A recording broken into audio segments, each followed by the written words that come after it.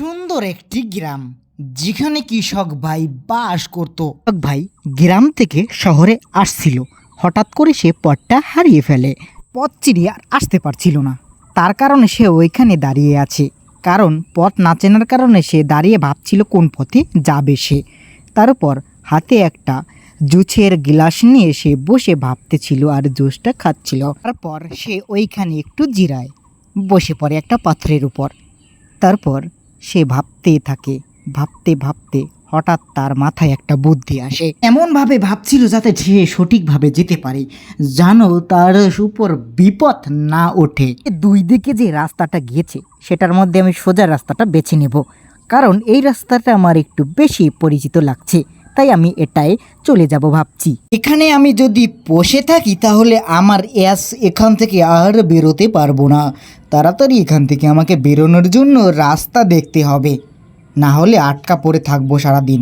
কৃষক ভাই হঠাৎ করে উঠে পড়ে। তারপর সে ভাবতে থাকে, আর বেশি ভাববো না, ভেবে কাজ নেই, তাড়াতাড়ি সোজা গিয়ে যাই, না হলে বিপদ হতে পারে। বাঁকার দিকে যে লাভ কি? এখন আমার ডিসিশন ঠিক আছে, সোজাই যাই। এখানে বসে সময় নষ্ট না করে এখন আমি হাঁটাটা লাগাই, বেশি দেরি হলে বিপদ। যদি সে বাঁকা রাস্তাটায় যেত তাহলে সে যেতে পারত, কিন্তু সে ভুল রাস্তা চুজ করেছে, তাই সে বিপদ আস্তে আস্তে তার দিকে আসতে থাকে। হঠাৎ করে সে একটা বাড়ির সামনে এসে পড়ে। একটা দেখে পাখি অজ্ঞান হয়ে পড়ে আছে। পাখিটাকে দেখে কৃষক ভাই ভয় পেয়ে যায়। আরে এখানে একটা পাখি পড়ে আছে, ওকে তো বাঁচাতে হবে আমাকে। ও আমাকে সাহায্য করতে পারে, তাই একটু ওকে জলের ছিটা দিয়ে বাঁচাই, না হলেই নয়। পর কৃষক ভাই তাকে বাঁচায়। পাখিটাকে ওখানে একটু জলের ছিটা দিয়ে তাকে রক্ষা করে। হাই, তুমি কে? আমাকে বাঁচালে তুমি। আমাকে সাহায্য যখন করেছো, তোমাকে সাহায্য করব আমি। তুমি কি চাও আমার কাছে? বেশি কিছু আমার কাছে চেয়েও না কৃষক ভাই, দিতে পারবো না কিন্তু আমি। তুমি যদি বাঁচতে চাও তাহলে বেশিক্ষণ রাস্তায় থাইকো না বন্ধু। রাস্তায় বিপদ আছে, এখানে যে আসে সে মরে যায়। তুমি পালাও বন্ধু, পালাও এখান থেকে, সোজা যাও, না হলে বামে যাও, একদিক যাও। আচ্ছা, আমাকে একটা পথ দেখাও। আমি শহরের এলাকার দিক যাব, গ্রাম থেকে আসছি, কিভাবে যাব একটু সাহায্য করো পাখি ভাই। আমি বিপদে পড়ে গেছি, তাই আমাকে তুমি একটু রক্ষা করো। আমি কোন দিকে যাব পথ চিনছি না, তুমি তো পথ চেনো, আমাকে বলে দাও না। আচ্ছা কৃষক ভাই, তোমাকে আমি বলছি, তুমি সোজা যাবা। তুমি ভুল রাস্তায় এসে গেছো, তাই তোমাকে আর ফেরত যেতে হবে না। সোজা গিয়ে ডান দিকে একটা রাস্তা গিয়েছে, ওটায় 2 মিনিট হাঁটলেই তুমি যেতে পারবা।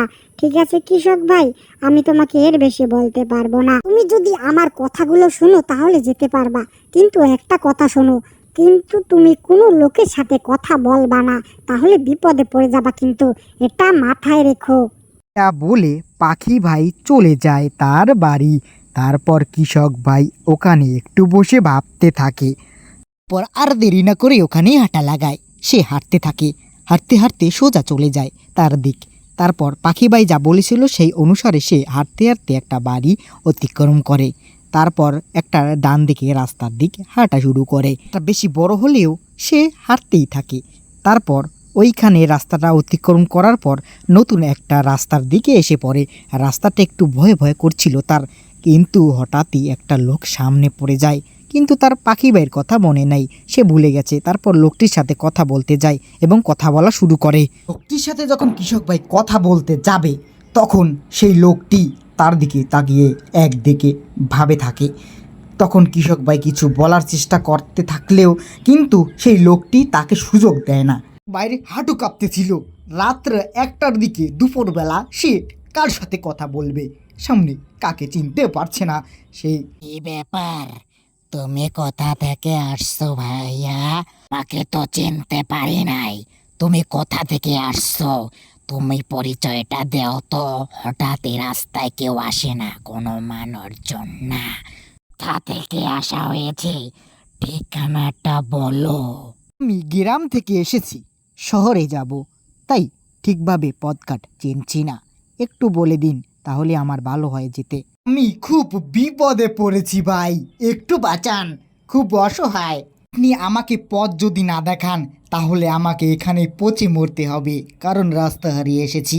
আমি প্রায় অনেক লোককে জিজ্ঞেস করেছি, কেউ সঠিক উত্তর দিতে পারেনি। আপনি জানলে বলুন। আমি তো অনেক দূরে রাস্তা থেকে এসেছি, চিনি না ভালো রাত্রেবেলা, সাহায্য করলে একটু ভালো হয়। খুব বিপদে পড়ে এসেছি, একটু সাহায্য করুন না, খুব অসহায় আপনার সাথে আছি। তুমি ঠিক রাস্তায় এসেছ, সোজা যাবে, তারপর একটা বাড়ি পাবে, তারপরেই তোমার সঠিক রাস্তা পেয়ে যাবে। সেখানে গাড়ি ঘোড়াও আছে। তারপর তুমি আর এদিকে আসবে না, তাহলে তোমার বড় বিপদ হতে পারে। ঠিক আছে কি বলছি তোমাকে? বুঝছি। আপনাকে ধন্যবাদ আমাকে একটু ভালো রাস্তা দেখানোর জন্য। আপনাকে ধন্যবাদ একটু হেল্প করার জন্য, আমাকে সাহায্যের জন্য আপনাকে কোটি কোটি প্রণাম। আমি তাহলে এখন যাই ভাই, ঠিক আছে? তুমি অনেক ভালো, না হলে তুমি আমাকে সাহায্য করতে না। জন্য পথ চিনতে পারছি তাই আমি যাই, ঠিক আছে?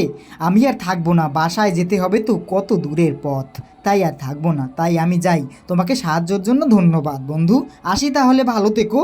আমার জন্য আজ পথ পেয়েছি রে বন্ধু, না হলে আজ এদিক সেদিক দৌড়াতে হতো। আচ্ছা বন্ধু, ভালো থেকো, কত কথা বললাম। পর সে ওইখানে কথাবার্তা শেষ করে হাঁটা লাগায়। হাঁটতে হাঁটতে সে সত্যিই একটা সামনে বাড়ি পায়, কিন্তু সামনে বাড়িতে দেখতে পায় তার এক বন্ধু বসে আছে, কিন্তু পাখি ভাইয়ের কথা মনেই ছিল না। সে হাঁটতে হাঁটতে বন্ধুর কাছে আসে। কি রে, কোথা থেকে আসলি বন্ধু? তোকে তো এ রাস্তায় কোনো সময় দেখি না রে, তুই আমার সাথে দেখা করতে আসলি নাকি? মরতে এসেছি সেখানে, এখানে এত রাতে কেউ আসে মরতে রে পাগল? আমি তো জীবনে আসতাম না, চাপে পড়ে চলে এসেছি। তুই কি চাস? খুলে না বললে বুঝবো না রে, এখানে তাড়াতাড়ি বল। আরে না রে, গ্রাম থেকে আসছি, শহরে যাব, পথঘাট আটকে ফেলেছি, চিনছি না। তাই তুই যখন তোর সাথে দেখা, তাই তুই একটু বলে দে তো।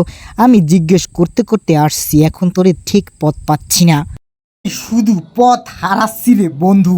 বন্ধু শুনে দাঁড়িয়ে থাকে, তারপর কৃষক ভাইকে কিছু উত্তর দেয়। সে সেটার জন্য প্রস্তুত ছিল না। বন্ধু তুই সোজা হাঁটতে থাকবি, রাস্তা পেয়ে যাবি। রাস্তাটা একটু খারাপ আছে, বাদিকে তাকাবি না কিন্তু, রাস্তাটা খারাপ। এখানে যে আসে সে তো আর বাঁচে না, মরে যায়। তুই কি চাস মরতে? তাহলে বস, তোকে আর নিয়েই মরি আমি। পালা এখান থেকে বাঁচতে চাইলে। বন্ধু তাই বলছি, ভালো কথা, না হলে তো তোকে এখনই মেরে ফেলতো ভুট্টা। তুই পালা রে ভাই, বন্ধু পালা। শোনার পর বন্ধু চুপ সে যায়। কৃষক ভাই এটা শুনে সে হাঁটা লাগায়। তারপর হাঁটতে হাঁটতে সে একটা আওয়াজ পায়, তারপর থেমে যায়। উপর থেকে দেখতে পেল একটা রাক্ষস হাতে তরোয়াল নিয়ে নেমে আসছে। কৃষক ভাই হাঁটু, চোখ, মুখ, পা কাঁপতে থাকে এইটাকে দেখে। রে, তোকে তো আগে মারা উচিত ছিল আমার। তোকে তো মারতে আমার দেরি হয়ে গেছে। আজ তো তোর নিস্তার নেই রে, তুই আজ আমার হাতে মরবি। তোকে কেউ বাঁচাতে পারবে না, আজ মরবি তুই। রাক্ষসটা তার কাছে আসে, তারপর পেটে ছুরিটা বসিয়ে দেয়। তারপর সে মারা যায় ওইখানেই ছুরিটা বসানোর পর। দেখে সে আর বিশ্বাস করতে পারছিল না, সে খুব ভয় পেয়ে যায় এবং তার দিকে তাকিয়ে থাকে। পর রাক্ষসটা তার দিকে একটু একটু করেই আসতে থাকে। তখন কৃষক ভাই কি দেখতেছিল, তার বুকে কাঁপতেছিল, তার মাথা হারিয়ে ফেলছে, সে মাথা ঘুরছিল এবং সে কাঁপতে কাঁপতে তার দিকে যখন আসতেছে, তখন কৃষক ভাই খুব জোরে দৌড় লাগায়। কৃষক ভাই এত জোরে দৌড় দিচ্ছিল যে তখন দৌড়াতে দৌড়াতে সকাল হয়ে যায়। তারপর সে রাস্তায় আর ঢোকে না, যেতে যেতে অজ্ঞান হয়ে পড়ে। তারপর গল্পটা শেষ হয়।